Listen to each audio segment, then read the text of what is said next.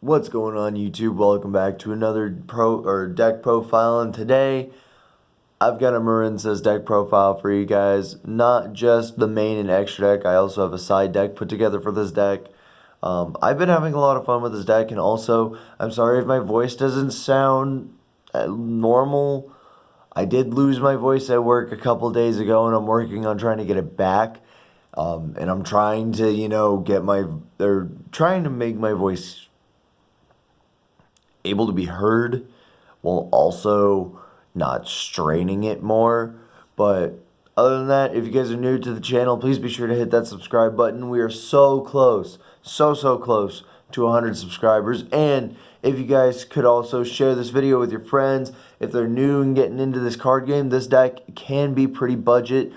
And that's mainly because of the side deck. There are cards in the main deck you can easily just not pick up. And everything for Marincess is really cheap. I think there's one card in here that actually goes over $5, but other than that, it's really budgety. And if you know somebody that wants to get in, this could be a deck they could make for like $100. Very cheap. Very cheap. So anyways, let's get into this. And we're going to start with the main deck, obviously. So, starting us off in the main deck, we have 3 copies of Marincess Blue Tang. Now, and what Marincess Blue Tang does is whenever she's normal or special, you can send a Marincess from your deck to the grave. And then whenever she's sent from the field to the graveyard as a link material, well, you can excavate the top 3 and add a Marincess card from the revealed 3 to your hand, and then you shuffle the rest back into your deck. Hard ones per turn, but, a Foolish Burial effect and a Pot of Duality effect, really good to have. And it's also part of the 1-card combos that I will cover in a combo video if you guys really want to see that.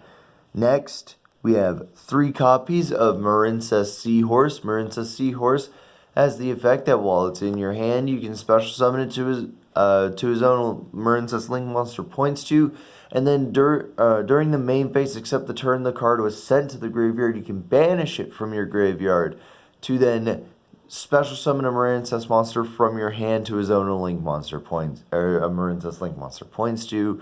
These 2 cards both are 1-card combos for a Link 4 Towers monster that is bigger than Access Code Talker. And it's a very easy combo to pull off. Next, we're running 3 copies of Marincess Pascalis. Marincess Pascalis has the effect that whenever it's normal or special summon, you can special summon a Marincess from your hand. And then it has a graveyard effect to banish it to recur any Marincess spell or trap from your graveyard back to your hand. This card is mainly just like extra fodder for your combos. If you open with Blue Tang or Seahorse, you have full combo. This just helps you extend the combo even further and do a couple of extra flashy things here and there. And also it gives you graveyard recursion for your spells and traps that are, well, obviously Marincess. And for the last Marincess monster, we're playing 1 copy of Marincess Mandarin. In my opinion, this card is a really good one-of because if you open with both Blue Tang and Seahorse, instead of sending Seahorse off of Blue Tang effect, you can send Mandarin and then link play the whole way through. Well, like I said, that is it for the Marincess monsters. We're going to move all these off to the side. Not really a whole lot, only 10 monsters in the deck that are Marincess, but that's because these are the only ones that are really playable in the Marincess archetype. Next up, we have generic water monster extender support. We have 3 copies of Silent Angler. This is a card that you can summon, or its effect is if you control a water monster, you can special summon it from the hand, but you cannot summon from your hand for the rest of the turn. So you kind of want to hold off on using this card's effect until you're done with your Seahorse. And if you want to summon Mandarin from your hand, go ahead. Then we also play 3 copies of Tiny Spirit Shathana. Shatana can just summon itself from your hand before you even start your combos. Because as long as you don't control an effect monster, you can special summon it from your hand. It's a level 4 water. It can help you with a bunch of stuff that's in the... or it can help you with rank 4 plays and other stuff. And that is it for the generic water stuff that we are running in the main deck. Next up, we have one generic Cybers card, and that is 2 copies of Parallel Exceed. You could play this card at 3. I just think playing it at 3 is a bit too bricky, especially because a lot of the stuff in the extra deck locks you into waters. So I play this as a 2 of, so like if you see one copy of it, it's fine. You can summon it and then make like just a free rank 4 water that's generic after being locked into waters.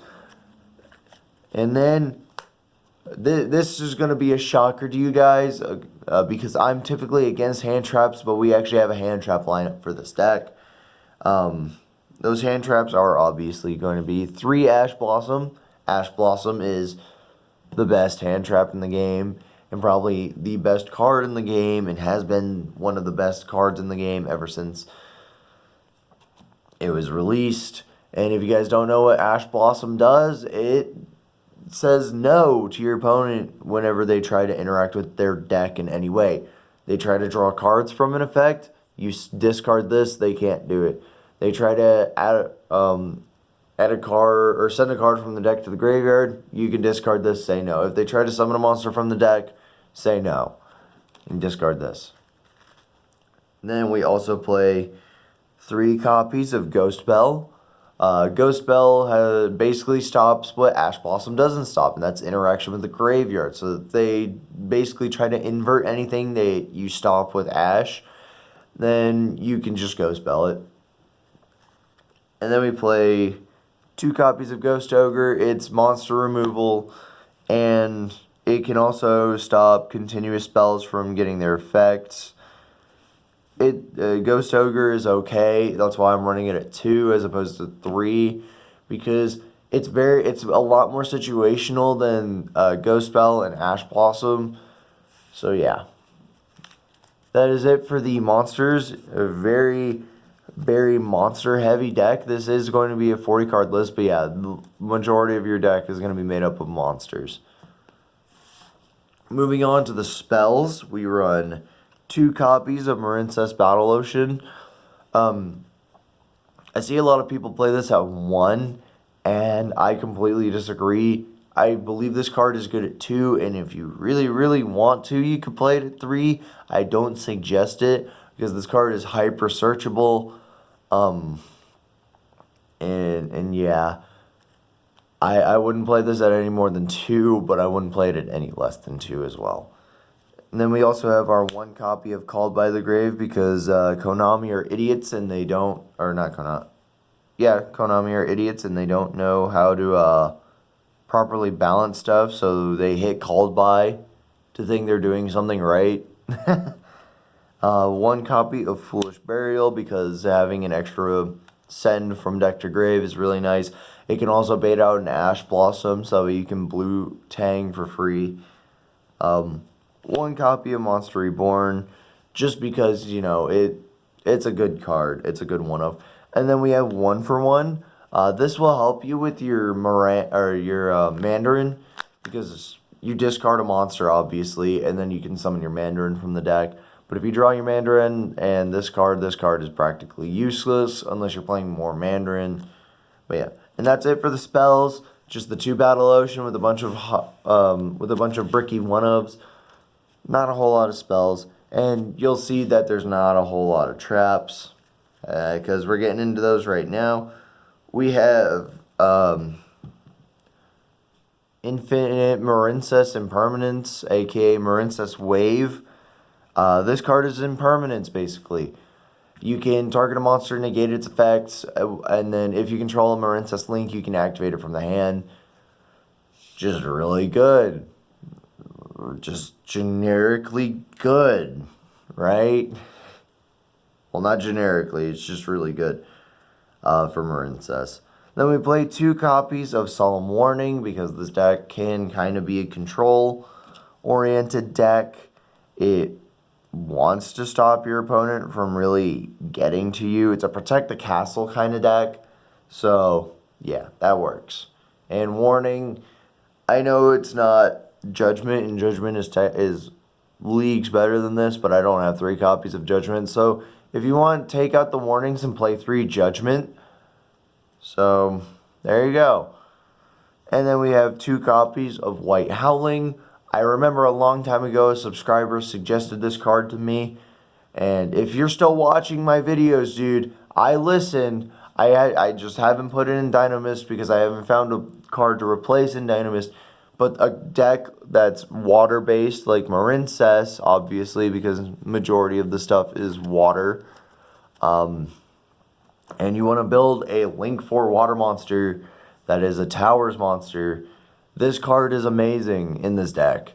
So thank you for telling me about this card, because if you didn't, I wouldn't have known this card existed. And that is it for the main deck. Let's get right into that extra deck.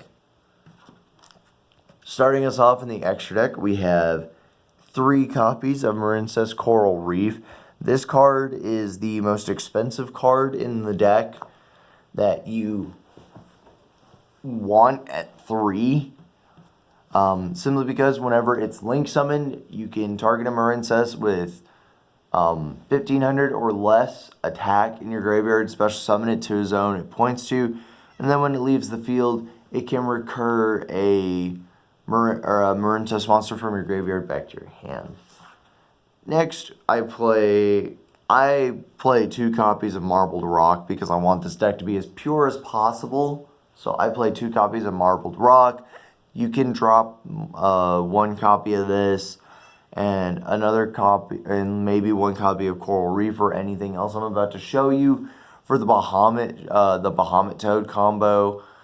But Marbled Rock is just another graveyard recursion. You can target a Marincess in your graveyard, add it to your hand, and then you can send a Marincess monster from your hand to the graveyard. When an opponent's monster declares an attack, you can send a Marincess from your hand to the graveyard. And during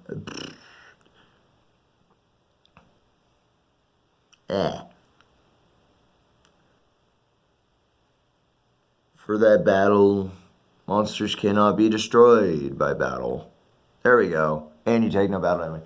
So it's a way to fog out of taking damage, and it protects your stuff for 1 battle. So let's say they actually make the Access Code Talker and you didn't full combo, but you have Marbled Rock. And Marbled Rock is your towers.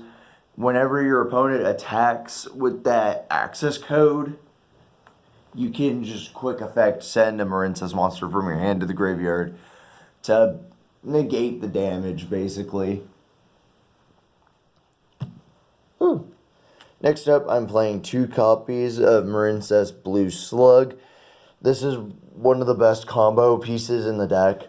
Whenever it is link summoned, you can target a Marincess in your graveyard and add it back to your hand.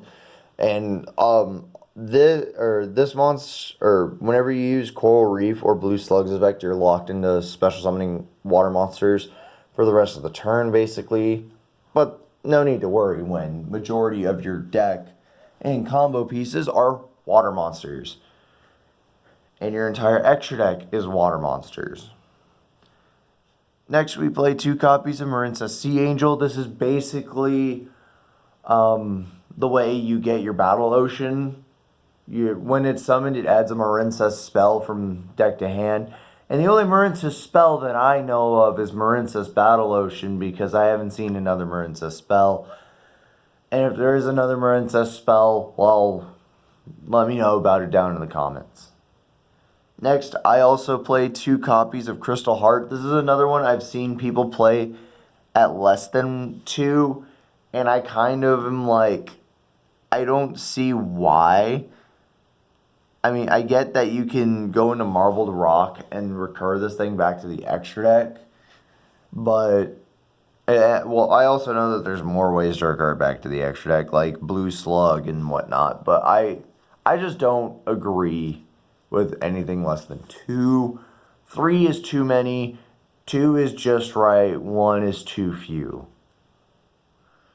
Next, I also main one copy of Marincess Great Bubble Reef. This card is basically what you want to end on because it has an effect that during your opponent's standby, you can banish a Marincess from your graveyard to draw a card. And then whenever a Marincess is banished, or whenever a card is banished, it can gain 600 attack for each different named Marincess monster that is banished, which is really good. And with how the field spell works and everything, this card is a monster. Like a literal monster on the board. Next, we play one Wonder Heart. I actually haven't used this one since I've been playing the deck, so if you want to drop it, you can. Give me one moment right quick. Sorry about that, I had to grab a quick drink. So, Wonder Heart, whenever it battles during damage calc, you can special summon a Link 3 or lower that's equipped to it, and then this thing becomes immune for that battle. And then at the end of the battle phase, you re-equip that monster, and then when this thing dies, you can summon a Link 3 from your graveyard, or special summon a Link 3 or lower from your graveyard. Really good for Link 4. It's 24 base, which is nothing compared to Bubble Reef's 26. And Bubble Reef just gets bigger and it draws you cards. And for the last Link monster, we play another really good generic Cybers card. And that's Splash Mage. Splash Mage is really good, and it's a very Cybers generic card. Well, literally, it's for Cybers because it's summoning requirements is 2 Cybers monsters, and it monster reborns a monster from the graveyard in defense position, but the effects are negated. But it helps you extend really well. And if you have a bad hand, you can go into this and make Marbled Rock and then continue comboing off. This card is insane. And it's a common, and it's dirt cheap. And then for the last card in the extra deck, I am playing one copy of Abyss Dweller. I don't know how prevalent right now graveyard effects are in the meta. I don't pay attention too much to the meta, at least not right now. I know Drytrons are kind of up there in power, and I know Dogmatic Eldritch Invoked is big. So that is it for both the main for the main deck, for the main extra deck, and now let's get into the side deck. In the side deck, I play a second copy of Marincess Bubble Reef. I also play the Bahamut Toad combo in the extra deck, or in the side deck. These 3 cards, Bubble Reef you can put in place of Wonder Heart.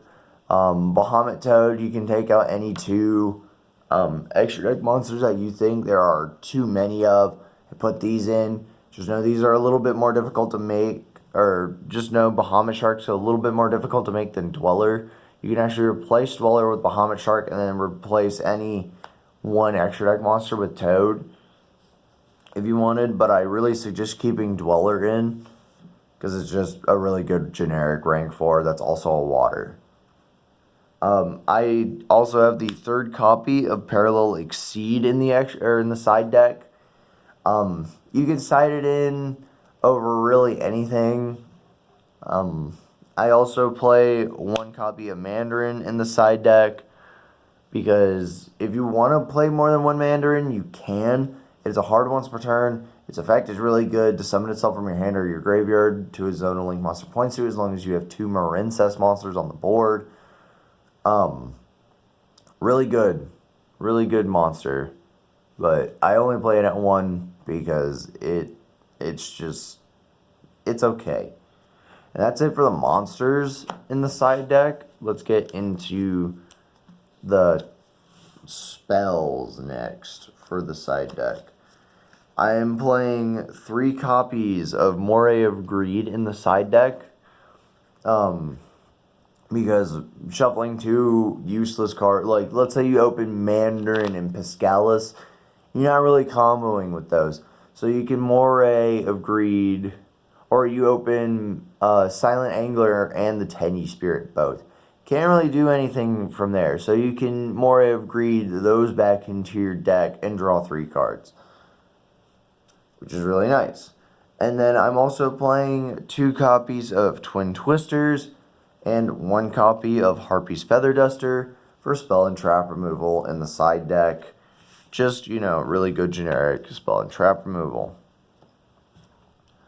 And then for the trap cards, I am playing 3 copies of Dimensional Barrier, because Dimensional Barrier is going to be really good once in Drytron matchups and Dogmatica matchups, Zodiac matchups as well.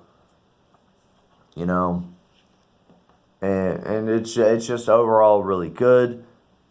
It's also good against any Pendulum decks that might be running around. I don't know. It's a good card for the side deck. You could main deck this. And then this is probably actually the most expensive card, but it is it's optional as anything. It's the most optional card to run, and it's 1 copy of Macrocosmos. This card alone can stop certain decks from playing completely, and your deck doesn't really care too much about your Marincess cards going to the graveyard or being banished, as long as you have your Bubble Reef established, and you want to go first with this deck all the time. So 1 copy of your 1 copy of Macro, it's not that bad. You can always replace this with any other power 1 of, like Regeki or anything, really. But yeah, give me 1 minute and we'll be right back. Alright guys, I really hope you did enjoy this deck profile. My final opinion of this deck, it's basically Water Salamangreat, but it has its own differences. Salamangreats never wanted to end on a Towers monster. They just kind of want to end on negates to stop your opponent from breaking through, and then you build the rest of your board to OTK. Marincess don't really play on a bunch of negates, but they have the openness of Salamangreat to play hand traps and stuff for the extra negates, and then they have their own imperm, and they make a Towers monster. If you guys don't know, a Towers monster is basically something that's completely unaffected by all card effects. And this deck does that really well. And then it's ridiculous. This deck is Water Salamangreat with its own twist.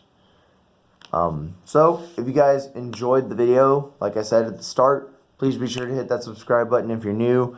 Turn on that bell for all notifications, and if you do hit subscribe, it'll put me 1 person closer to 100 subscribers, and I will be very thankful for that. I don't know what to do for 100 subs, but I will definitely say thank you out for a video. But yeah, if you're new, hit that subscribe button, turn on notifications. If you like the video, or if you enjoyed the video, please be sure to hit that like button and share this video to your friends. Like I said, this deck is very budget. You don't have to play the hand traps. You don't have to play 3 Coral Anemone. You don't even have to have a side deck. You can build this deck for super cheap. Super cheap. So, if you have any friends that want to get into Yu-Gi-Oh!, this is a pretty good deck. It's okay. Not the greatest, but it's very budget and it can do some impressive things. And it's very easy to learn. So anyways, I will see you all in the next video. Peace.